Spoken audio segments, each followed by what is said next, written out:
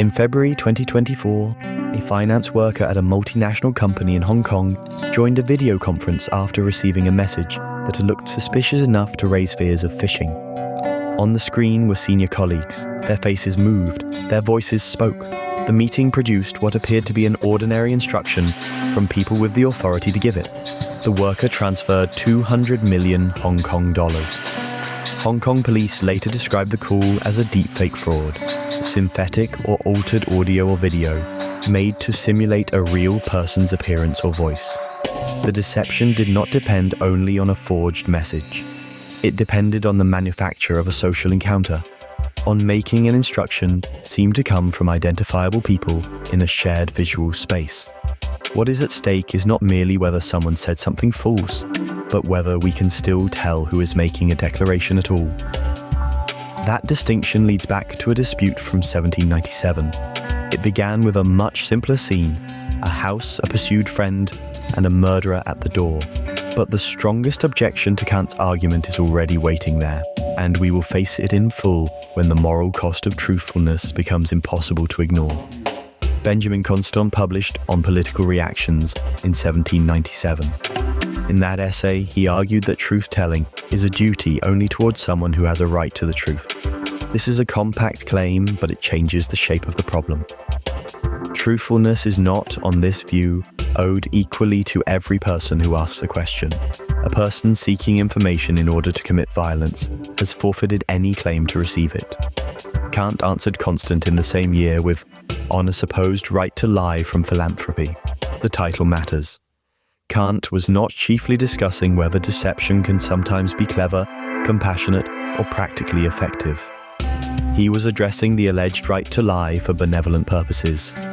Kant frames Constant's challenge through the case of a murderer, asking whether a pursued friend has taken refuge in a house. The person inside knows the answer. The murderer wants the information in order to find the friend. Constant's position is direct. The murderer has no right to a truthful answer that would enable violence. This is not an artificial puzzle about etiquette. It asks whether the duty to tell the truth is conditional on the purposes of the listener. If it is conditional, then moral judgment must examine not only the speaker's words, but also the claimant's entitlement and intention. If it is not conditional, then even a murderous question can place the speaker under an obligation of truthfulness. Kant takes the second path, and his reason is not simply that lying is ugly, impolite, or spiritually damaging. It rests on what false declarations do to a public practice on which rights and contracts depend. In On a Supposed Right to Lie from Philanthropy, Kant defines a lie as an intentionally untruthful declaration to another person. Each element matters. A lie is deliberate, it is addressed to someone else, and it takes the form of a declaration, an act that presents itself as accountable speech. Kant treats truthfulness as a formal duty, meaning a duty grounded in the structure of rightful relations, rather than in the expected results of a particular case. Rights and contracts require declarations that can be held accountable. A promise, a statement, an instruction, or an agreement can have legal standing only if people can treat declarations as acts for which speakers answer. Kant's premise is that a deliberate false declaration corrupts this public practice. The problem is not merely that one listener receives bad information.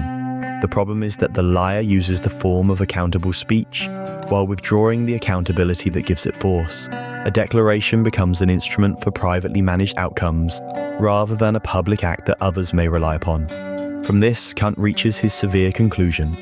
A person has no right to lie even when the intended purpose is to protect an innocent person. Benevolent intent cannot create such a right because the intention does not repair the damage done by making a false declaration. This can sound indifferent to consequences, but Kant's argument is stranger and more disturbing than a simple refusal to consider outcomes. He says that lying changes who bears responsibility when events unfold in ways no one foresaw. Kant argues that if harm follows from a lie, the liar can be held responsible for the consequences of that lie. Consider his example.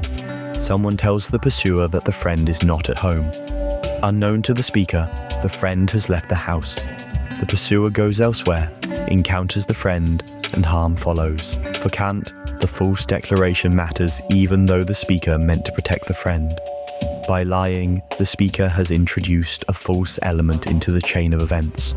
The liar cannot claim innocence merely because the outcome was not intended. The declaration was chosen. Its falsehood was chosen. Responsibility attaches to that act. Kant contrasts this with truthful speech. If the speaker tells the truth and an unforeseen change in circumstances produces harm, Kant holds that the speaker is not legally responsible for that result in the same way. The truthful declaration remains answerable as a declaration. It did not corrupt the terms on which people can assign responsibility. This is why the essay concerns a claimed right to lie, not merely private prudence about which words will produce the best outcome. Kant is not offering a calculation of likely benefits and harms. He is asking whether anyone may authorize themselves to make an intentionally false declaration when they think the cause is good. The argument has force in the Hong Kong case. The fraud did not only transmit inaccurate information, it used apparent faces and voices of senior colleagues to create the authority under which a financial instruction could be acted upon. Yet Kant's insistence on truthfulness now meets the case Constant had placed at the door. Why should a would-be murderer retain a claim on an innocent person's truthfulness? Constant's objection is morally sharp. A would-be murderer has no entitlement to information that would enable violence. The murderer's question looks like a request for truth, but its purpose is not participation in a practice of mutual accountability. It is an attempt to turn another person's honesty into a tool of harm. On Constant's view, Kant mistakes the form of the interaction for its moral substance. The murderer asks for information, but is not therefore owed it. A duty to tell the truth cannot mean assisting anyone who can frame a violent demand as a question. Sissela Bok, in her book Lying, published in 1978, develops a position that is less absolute than Kant's, but still deeply suspicious of deception. Bok argues that lying carries a strong presumption against it rather than an exceptionless ban. The presumption matters because lies damage trust, place power in the hands of the deceiver, and are easily rationalized by people who believe their own purposes are noble. But a presumption can be overcome. Bok allows that protecting innocent people can justify deception under stringent conditions. Her proposed test is publicity. A proposed lie should be defensible before those affected by a comparable practice. This does not mean the liar must publicly announce the deception at the moment it occurs. It means that the person considering a lie should ask whether the underlying permission could survive open scrutiny among people subject to similar risks. That test puts pressure on both sides. Kant's rule protects a public order of accountable declarations. Constant's objection protects innocent people from being made vulnerable by their own honesty. Bok asks whether an exception is truly justified or merely convenient when someone has power over another person's information. The murderer case, therefore, does not simply defeat Kant. It identifies the point where his formal concern with declarations must confront unequal purposes, coercion, and violence. Deepfake fraud brings that confrontation into a new setting because the central deception may occur before anyone has decided whether to tell the truth. The Hong Kong case in 2024 depended on apparent visual and vocal identity during a video conference. The finance worker did not simply receive a false proposition on a screen. The worker encountered what appeared to be the people authorized to speak. The fraud manufactured the source of the declaration. This is where Kant's concern survives with particular force. A system of rights, contracts, and accountable instructions cannot function if the identity of the apparent speaker is routinely available for fabrication. The deepfake does not merely lie in someone else's name. It attacks the conditions under which a name, face, voice, or recorded meeting can count as evidence of who made a declaration.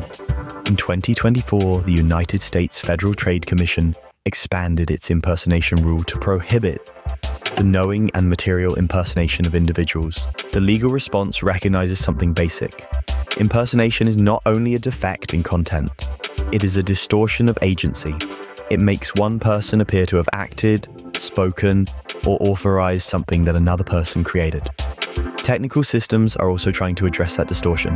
Content credentials are cryptographically signed metadata, designed by the Coalition for Content Provenance and Authenticity to record a file's origin and edits. Provenance means information about where something came from and how it was changed.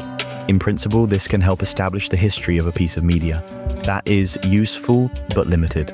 Provenance information can help establish where media came from, yet it cannot by itself decide whether a deceptive representation was morally justified.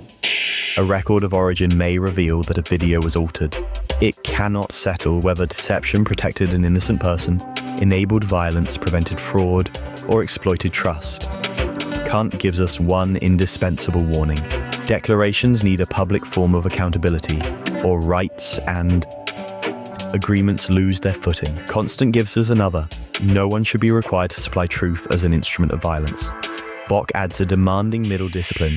Exceptions to truthfulness must be judged as practices that others could reasonably face. Deepfake fraud makes all three insights concrete. We need trustworthy ways to establish who is speaking.